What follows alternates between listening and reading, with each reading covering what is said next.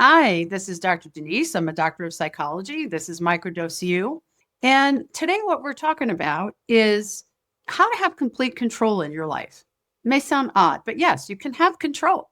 Most of life, you'll hear you can't have control. There's no way to control things. And while that's true, we can't actually control anything else or anybody else. We ourselves, you yourself, can have control. So, I'm going to talk about a couple of strategies and what that has to do with microdosing. So, the medicines, as you often hear me talk about, microdosing, psychedelic medicines, changes everything in terms of our structure and our default, and it resets it and rewires and upgrades.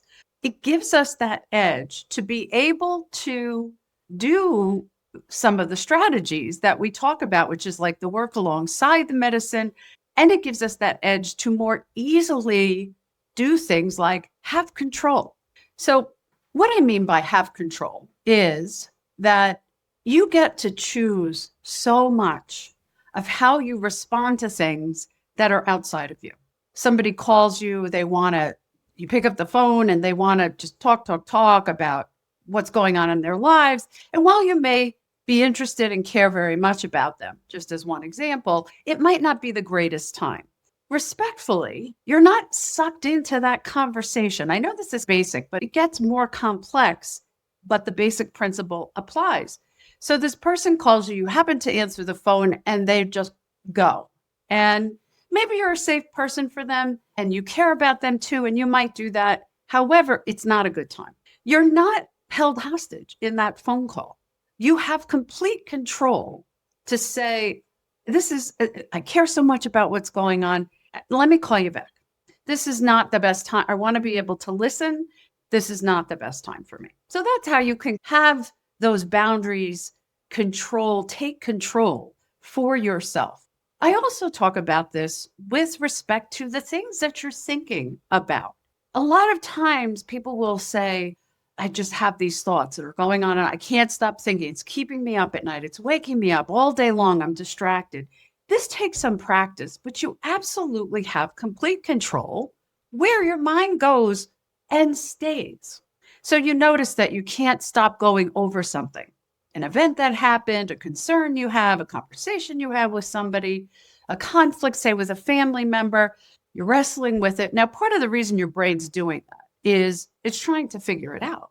And yet that kind of the repetitive, ongoing thought pattern that isn't really serving you is not serving you. And so you have control to interrupt that pattern because it's not serving you.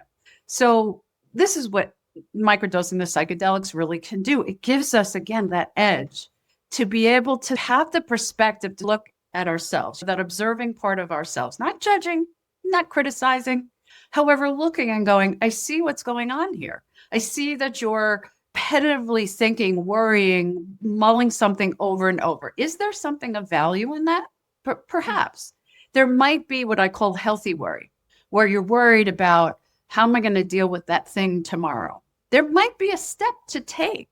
So I'll ask myself, you could ask yourself, is there something that I need to do in this worry? A silly example I always use. I use silly examples because it's easier to understand.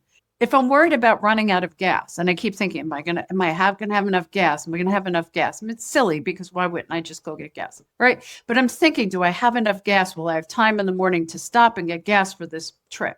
So the healthy part of that worry, the kind of repetitive thought is that I make a plan. So that's the healthy repetitive thought. I say, oh, in the morning, I'm going to leave a few minutes early and I'm going to get gas.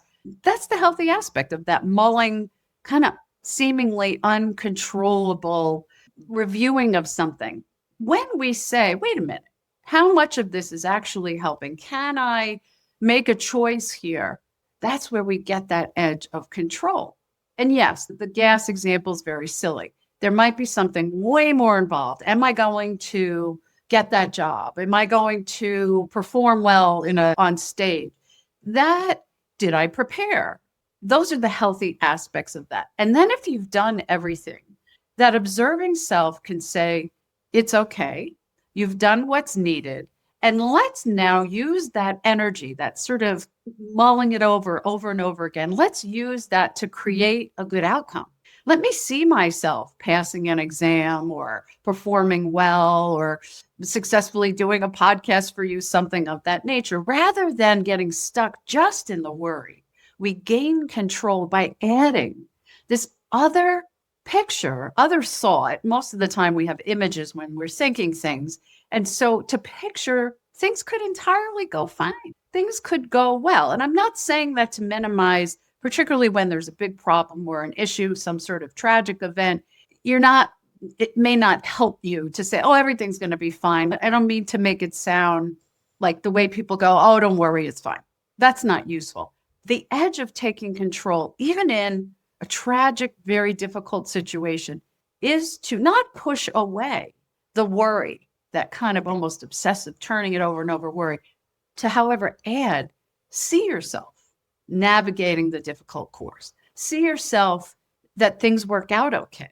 See yourself managing okay. That actually can give you that control where it stops that kind of unending cycle, oftentimes in the middle of the night, and it allows people to go back to sleep. So it's like this added part that you're taking control over, because you are not just victim to your brain and your feelings, your thoughts and your feelings. I always say we don't have to believe every thought. We don't have to participate in every thought or every conversation within ourselves, as well as with somebody else.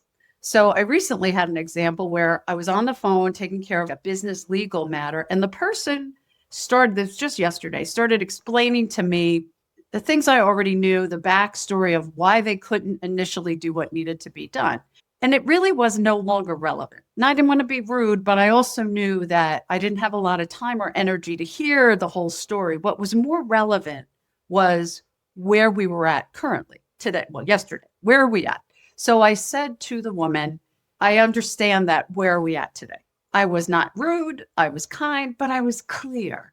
And that's how I took control in a healthy way, healthy control for myself. I wasn't trying to overpower the person I was on the phone with. I wasn't trying to have control over her. I was trying to be empowered and in control to affect things to go in the way that was going to be filling the need and the goal of the whole conversation. I didn't need to hear all the backstory, which I already knew. So hopefully that makes sense to you, the idea that we actually are in control. And I'll remind you, if you've come across Dr. Dave's podcast, he says, I am in control. Now, that doesn't mean we have control over everything, as I've already said, or everybody. That's not what you're looking for.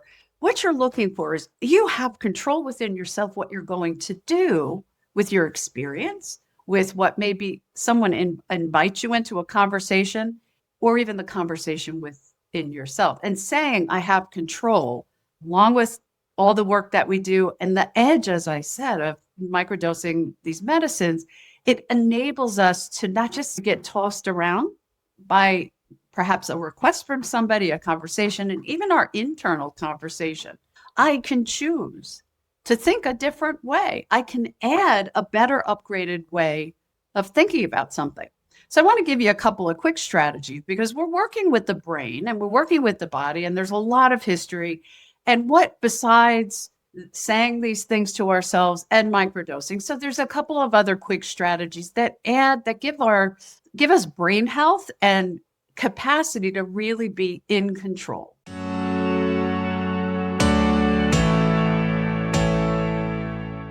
So I literally just had one of our Patreon members send an audio recording in to me. And I know I talk about Patreon a lot because it's just an incredible community that we have here at Microdose U. But better than me talking about it is what Holly just sent me via audio. I'm going to play it for you because I think you really need to hear this. So let me go ahead and I'll listen along right with you.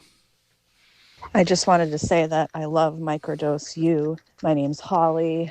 I've been a member of Patreon now for 6-7+ months, somewhere around there. And I've been microdosing myself for about 2.5, almost 3 years. And I really like Dr. Dave's style. And on a whim, I thought, you know what? It's only $12.50 a month. So why don't I just give this a whirl and see what it has in store? Really, I didn't have any expectations going into this Patreon group, but after being in the group for really a short period of time, it's really transformed everything for me. It's helped so much in my life and just making connections with others. We do have the live meetings and just getting to know others who may be in a similar boat, and a lot of us are. It has been very transforming. When I had joined, I think subconsciously I was looking for some sort of community or at least a group of folks to chat about microdosing and psilocybin and life and all of that. And that was one of the other missing pieces in my life. I had mentioned to a few others, friends,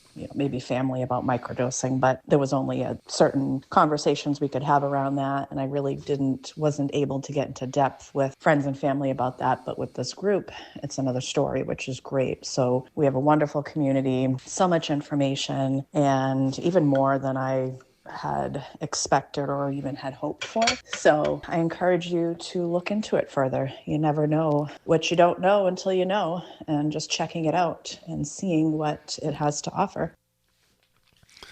Holly, I want to thank you so much for your kind words. I'm truly humbled by what you said about our Patreon community there. And I'm going to recommend to anybody right now, listening or watching, now's your time. Now is truly the time to change your life. Don't wait another minute.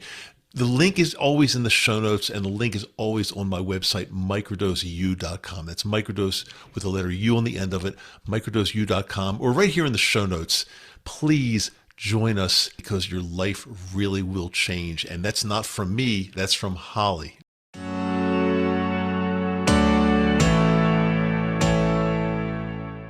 So I want to give you a couple of quick strategies, because we're working with the brain and we're working with the body, and there's a lot of history.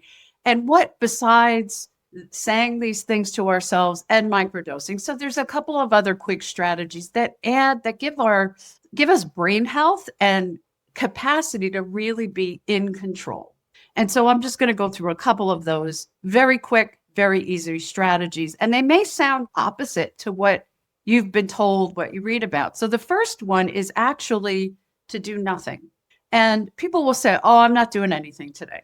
They're cleaning, they're cooking, they're mowing their lawn, they're working on a project. They might not have an appointment. They might not have anywhere to go. That's not nothing. When I say nothing, the true nothing is sitting, or even if you're walking, trying to be in the current space and not be distracted by all the lovely things in life, even watching a television program or working on a beautiful art project or different things that people may do. What we're talking about is trying to decrease stimulation. So there's a lot that we might not realize is stimulation, information that we're processing all the time. Even if you're not doing anything, if you're sitting and you're looking out at nature, your brain and your body is processing the trees, the wind, the sounds. So if you can do, that's what I mean by do nothing. And it doesn't have to be for a long time. A few moments, it downregulates things in your brain, in your being, and it just gives you that pause of doing nothing so that you can take a break. It helps with mental fatigue. And I'm not talking about being tired, as in sleepy or not having energy. The amount that the brain is processing, which is 24/7, even when we're asleep, our brain is processing.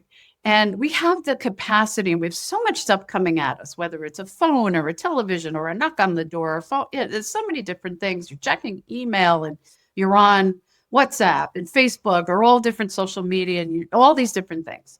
So when I say nothing, what I mean is to pause all of that, to be able to downregulate and give yourself that mental break, even for just a few minutes. It will absolutely help. It helps the brain stay healthy and works very well with feeling in control, because it gives you that edge, that foundation. So that's one, do nothing. Here's another one that I'll probably get a lot of people won't like this one particularly, but I think it's a really easy one. It's really good to do. Go for a walk, even a short walk, without listening to your audiobook or music. So I know a lot of people who like to walk and they have their earbuds in and they're listening to audiobooks or music, et cetera, podcasts like this. I'm not saying that's a problem. What I'm saying is try for at least a few moments to not necessarily do that. What we know about brain function is if you're walking without music, even just a short walk, it doesn't have to be even a power walk, just a short walk, even a quarter of a mile, and there's silence in terms of nothing's coming into a podcast or music or something like that. What we know is that it helps the brain, it helps creativity, it actually also helps memory. So again, I'm not saying music podcasts while you're walking is a bad thing. I'm saying to balance it out with a few minutes of not listening. And that's going to help your brain health. And we all have to take care of our brains. We know that. Okay, another one, this will sound funny, boredom, healthy boredom. I have a friend who's always saying, oh, I'm so bored. It's raining. I have nothing to do. And I love the sort of, again, like the first one, that nothingness, being like almost not in a bad way bored, but there's nothing happening, that it's kind of almost dull. And yes, that could be a problem if it's not balanced. But what I'm talking about is that a few moments of letting the experience of boredom, if that hits you or on purpose, let me just sit here and purposely try to be bored. You're down regulating stimulation. It's going to help you with your brain reset, and it actually helps with problem solving. So you're not sitting there trying to problem solve. What you're doing is you're sitting there. People will be sitting, and after a while they'll go, oh, I'm bored with this. So that happens probably to all of us. I'm sure that you can relate to at some point going, all right, I'm kind of done with this. I'm bored. I'm watching a show. I'm bored. Pause it and let that boredom sit there for a moment. That's what I mean. For just a few moments, that's going to help your brain health. It boosts creativity and problem solving, as I already said. A couple of other quick tricks. We know sleeping in a cooler temperature.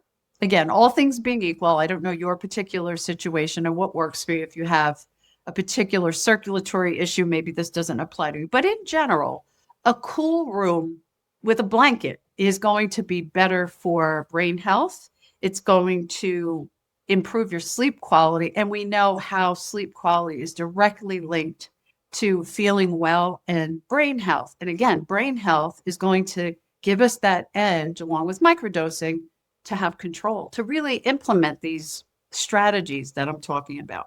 And then the final one, which is my favorite one, is talking to yourself. And the reason that this is my favorite is just being a shrink, being a doctor of psychology, the idea, walking around and seeing people talking to themselves. I was always taught that's a person that's maybe not in reality. And like in the streets of a city, seeing someone who's talking and going on and as if they're talking to somebody. This is not what I mean. Obviously, that's a completely different person. I would say that you talk to yourself, whether it's out loud or in your head, but particularly out loud has this edge benefit. The smarter we are, the healthier we are. We actually have conversations with ourselves out loud, and that's actually not crazy. That's actually good for us. Being able to do that helps us improve our focus and our memory. And again, it gives us that edge, in brain health. And if you really want to add a little bonus to this, when you happen to be, say, brushing your teeth, or you're doing some combing your hair, brushing your teeth might be hard to talk out loud, but once you're done in the mirror, whether you use the restroom or you're brushing hair, doing something in the mirror, if you say out loud, hi, how are you doing today? Or am I really in control? I want to be in control. I am in control. That, in fact, I would say, look in your mirror, as silly as it sounds, and go do this right now. Go tell yourself in the mirror, I am in control. You don't have to believe it. Try to look yourself in the eyes and say, I am in control. And what that's doing is it's actually giving you that edge to have control, healthy control. So I hope that helps. Always check the show notes, and certainly follow us on Patreon, join Patreon, and participate in the conversation there, as well as the live meetings and the WhatsApp. See you next time.